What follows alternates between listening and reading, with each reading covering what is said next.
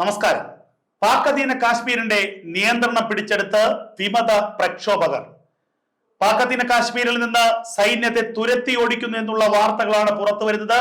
കഴിഞ്ഞ 3-4 ദിവസമായി Awami action council നടത്തുന്ന സമരമാണ് സംഘർഷത്തിലേക്കും തുടർന്ന് വൻ കലാപത്തിലേക്കും വഴിമാറിയത്.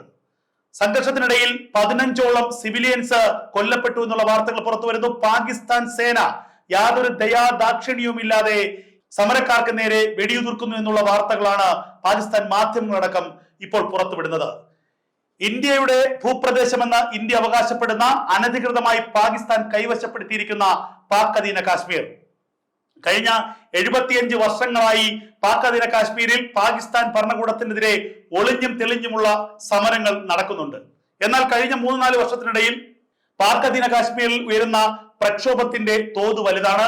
ഇപ്പോൾ കഴിഞ്ഞ 4-5 ദിവസത്തിനിടയിൽ അതിന്റെ എല്ലാ സീമകളെയും ലംഘിച്ചുകൊണ്ട് ലക്ഷക്കണക്കിന് പ്രക്ഷോഭകർ ഈ പാക് അധീന കാശ്മീരിന്റെ മുസഫറാബാദ് അടക്കമുള്ള നഗരങ്ങളിൽ, അതിന്റെ തെരുവുകളിൽ സർക്കാരിനെതിരെ, ഷഹബാസ് ഷെരീഫിനെതിരെ, പാകിസ്ഥാൻ ഭരണകൂടത്തിനെതിരെ, പാകിസ്ഥാന്റെ സൈന്യത്തിനെതിരെ വലിയ പ്രക്ഷോഭ മുദ്രാവാക്യവും മുഴക്കുകയാണ്. ഇപ്പോൾ ഏറ്റവും പ്രധാനമായി ചില വാർത്തകൾ വരുന്നു. അന്തർദേശീയ മാധ്യമങ്ങളാണ് വാർത്തകൾ പുറത്തുവിടുന്നത്. പാകിസ്ഥാനിൽ നിന്നും സ്വാതന്ത്ര്യം ആവശ്യപ്പെട്ടുകൊണ്ട് പാക് അധീന കാശ്മീരിൽ വലിയ പ്രക്ഷോഭം. ഞങ്ങൾക്കിനി പാകിസ്ഥാന്റെ ഭരണത്തിന് കീഴിൽ ജീവിക്കേണ്ടതില്ല, ഞങ്ങൾക്ക് സ്വതന്ത്രമാകണം, ഞങ്ങൾക്ക് ഇന്ത്യയോടൊപ്പം ചേരണം. ഞങ്ങളുടെ നാട്ടിൽ നിന്നും വളരെ കുറച്ച് കിലോമീറ്റർ അപ്പുറമുള്ള ജമ്മു കശ്മീരിലെ ജനങ്ങളുടെ സ്ഥിതിഗതികൾ ഞങ്ങൾ കാണുന്നുണ്ട്, അവിടുത്തെ വികസനം ഞങ്ങൾ കാണുന്നുണ്ട്, അവിടുത്തെ ജനങ്ങളുടെ വിദ്യാഭ്യാസം, അവരുടെ ജീവിത രീതിയിൽ വന്ന മാറ്റങ്ങൾ ഒക്കെ ഞങ്ങൾ കാണുന്നുണ്ട്. തീവ്രവാദം ഉൽപ്പാദിപ്പിക്കുകയും തീവ്രവാദം വളർത്തുകയും തീവ്രവാദം കയറ്റുമതിക്കുകയും ചെയ്യുന്ന ഒരു രാജ്യത്തിനൊപ്പം നിൽക്കാൻ ഞങ്ങൾക്ക് ഇനി താല്പര്യമില്ല എന്ന് പാക് അധീന കാശ്മീരിലെ ബഹുഭൂരിപക്ഷം ജനങ്ങളും ഇപ്പോൾ പറഞ്ഞു കഴിഞ്ഞിരിക്കുന്നു. ഈ സമരം തുടങ്ങിയത് മുതൽ, അവാമി ആക്ഷൻ കൗൺസിൽ ഈ സമരം തുടങ്ങിയത് മുതൽ ഈ സമരത്തെ അടിച്ചമർത്താനാണ് പാകിസ്ഥാൻ ഭരണകൂടവും പാകിസ്ഥാൻ സേനയും ശ്രമിക്കുന്നത്. ഇതിനു വേണ്ടി ജെയ്ഷെ മുഹമ്മദ് അടക്കമുള്ള തീവ്രവാദ സംഘടനകളുടെ സഹായം ഒളിഞ്ഞും തെളിഞ്ഞും തേടി പാകിസ്ഥാൻ സൈന്യം എന്നുള്ള വാർത്തകൾ പുറത്തു വന്നു. പാകിസ്ഥാൻ സൈന്യത്തിന്റെ നിർദ്ദേശപ്രകാരം ഈ പാകിസ്ഥാനിലെ ജെയ്ഷെ മുഹമ്മദ് അടക്കമുള്ള ഹിസ്ബുൾ മുജാഹിദ് അടക്കമുള്ള തീവ്രവാദ സംഘടനകൾ ഈ ജനങ്ങൾക്ക് നേരെ ആയുധങ്ങൾ ഉപയോഗിച്ചുകൊണ്ട് ഇവർക്ക് നേരെ വെടിവെക്കുകയാണ്. പാകിസ്ഥാൻ സേന തന്നെ സ്വന്തം ജനതയ്ക്ക് നേരെ ബോംബ് വർഷിക്കുന്ന കാഴ്ചകൾ നമ്മൾ പാകിസ്ഥാനിൽ കണ്ടതാണ്. അങ്ങനെ ഈ പ്രക്ഷോഭങ്ങളെ, സ്വന്തം രാജ്യത്തിനെതിരെ, സ്വന്തം ഭരണകൂടത്തിനെതിരെ ഉയരുന്ന പ്രക്ഷോഭങ്ങളെ കായികമായി, സൈനികപരമായി അടിച്ചമർത്താനുള്ള ശ്രമങ്ങൾ POKയിൽ നടക്കുന്നു. എന്നാൽ എല്ലാ അടിച്ചമർത്തലുകളെയും അതിജീവിച്ചുകൊണ്ട് ആ പ്രക്ഷോഭം അതിന്റെ യഥാർത്ഥ ലക്ഷ്യത്തിലേക്ക് എത്തുന്നു എന്നുള്ള വാർത്തകളാണ് പുറത്തു വരുന്നത്. POK കത്തുകയാണ്.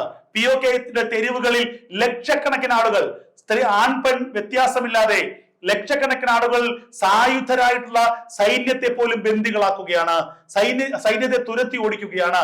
ഷഹബാസ് ഷെരീഫ് എന്ന ക്രൂരനായ ഒരു പ്രധാനമന്ത്രിക്ക് കീഴിൽ ഞങ്ങൾക്കിനി ജീവിക്കേണ്ടതില്ല, ഞങ്ങൾക്ക് സ്വാതന്ത്ര്യം വേണം, പാകിസ്ഥാനിൽ നിന്ന് ഞങ്ങൾ പോവുകയാണ്, ഞങ്ങൾക്ക് ഇന്ത്യയോടൊപ്പം ചേരണമെന്നുള്ള അവരുടെ ഏറ്റവും വലിയൊരു ലക്ഷ്യമാണ് ഇപ്പോൾ അവർ പൂർത്തീകരിക്കാൻ പോകുന്നത്. അത്തരത്തിലൊരു മുദ്രാവാക്യമാണ് POKയിൽ ഉയരുന്നത്. അതേസമയം പാകിസ്ഥാനിലെ POKയിൽ മാത്രമല്ല, അങ്ങ് അപ്പുറത്തുള്ള ബലൂജ് ലിബറേഷൻ മേഖലയിൽ ബലൂജ് ലിബറേഷൻ ആർമി പാകിസ്ഥാൻ സൈന്യത്തിനെതിരെ മറ്റൊരു കലാപം രൂപപ്പെടുത്തി വരുന്നു. നേരത്തെ ബലൂജ് ലിബറേഷൻ ആർമി പാകിസ്ഥാന്റെ പ്രധാനപ്പെട്ട സൈനിക കേന്ദ്രം, ക്വറ്റയിലെ പാകിസ്ഥാന്റെ സൈനിക കേന്ദ്രം ആക്രമിച്ചിരുന്നു. മറ്റൊരു ഭാഗത്ത് അഫ്ഗാൻ അതിർത്തിയിൽ താലിബാന്റെ മുന്നേറ്റം നടക്കുന്നു എന്നുള്ള വാർത്തകൾ അവിടെ നിന്നും പുറത്തു വരികയാണ്. 4-5 ജില്ലകൾ തന്നെ താലിബാൻ സേന പിടിച്ചടക്കിയിരിക്കുന്നു. അങ്ങനെ ഖൈബർ പഷ്തൂൺഖ മേഖലയിലടക്കം പാകിസ്ഥാനിലെ വിവിധ പ്രദേശങ്ങളിൽ ആഭ്യന്തര കലഹം രൂക്ഷമായിരിക്കുന്നു. എന്തായാലും വളരെ ശക്തമായിട്ടുള്ള ഒരു മുന്നറിയിപ്പ് ഇന്ത്യയുടെ പ്രതിരോധ മന്ത്രി രാജ്നാഥ് സിംഗ് പറഞ്ഞിട്ടുണ്ട്. നിങ്ങൾ ഏതെങ്കിലും മേഖലയിൽ നിങ്ങൾ സൈനികപരമായ നിങ്ങളുടെ ശക്തി വർദ്ധിപ്പിച്ചുകൊണ്ട് ഇന്ത്യയുടെ അതിർത്തിയെ നിങ്ങൾ ഏതെങ്കിലും തരത്തിൽ പ്രകോപിപ്പിക്കാനാണ് ശ്രമമെങ്കിൽ തിരിച്ചടി ഉടനുണ്ടാകും. കറാച്ചിയിലേക്കുള്ള വഴി ഏത് വഴിയാണ് എന്നുള്ളത് നിങ്ങൾ കൃത്യമായി മനസ്സിലാക്കണം. ഇന്ത്യ ഒന്ന് ശ്രമിച്ചാൽ ഇപ്പോൾ പാകിസ്ഥാന്റെ കഴുത്ത് ഞെരിക്കാൻ കഴിയും. POKയിൽ നടക്കുന്നത് അനിവാര്യമായ സമരമാണ്. POK എന്നുള്ളത് ഇന്ത്യയുടെ ഭാഗം തന്നെയാണ്. അധികം വൈകാതെ POK ഇന്ത്യയോടൊപ്പം ചേരും. അതിന് ഇന്ത്യ പണിയെടുക്കേണ്ടതില്ല. POKയുടെ ജനങ്ങൾ തന്നെ ആ പണി നിർവഹിക്കും. ആ ജോലി അവർ ഭംഗിയായി നിർവഹിക്കുന്നുണ്ട്. ഇതായിരുന്നു രാജ്നാഥ് സിംഗിന്റെ വിജയദശമി ദിനത്തിലുള്ള സന്ദേശം. അപ്പോൾ കാര്യങ്ങൾ ഏറെക്കുറെ വ്യക്തമാണ്. ആരാണ് എന്താണ് ഈ പ്രക്ഷോഭത്തിന് പിന്നിൽ? പാകിസ്ഥാൻ നിരന്തരമായി ആരോപിക്കുന്ന ഒരു കാര്യമുണ്ട്. ബലൂച്ച് ലിബറേഷൻ ആർമിക്ക് പിന്നിൽ ഇന്ത്യയാണ്, ഇന്ത്യയുടെ റോയാണ് അവർക്ക് ഫണ്ട് ചെയ്യുന്നത്. താലിബാന് പിന്നിൽ ഇന്ത്യയാണ്, ഇന്ത്യയുടെ ഫണ്ടിംഗ് ആണ് താലിബാന്റെ പിന്നിലുള്ള പ്രധാന ശക്തി. ഇപ്പോൾ അവർ പറയുന്നു POKയിലെ ഈ സമരത്തിന് പിന്നിൽ ഇന്ത്യയാണ്, ഇന്ത്യയുടെ ഫണ്ടിംഗ് ആണ് ഈ സമരത്തിന്റെ പിന്നിലുള്ള പ്രധാന ശക്തി എന്ന് അവർ പറയുന്നു.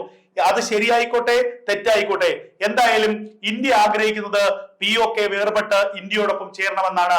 അത് ഇന്ത്യയുടെ പ്രതിരോധ മന്ത്രി വ്യക്തമായി തന്നെ പറഞ്ഞു കഴിഞ്ഞിരിക്കുന്നു.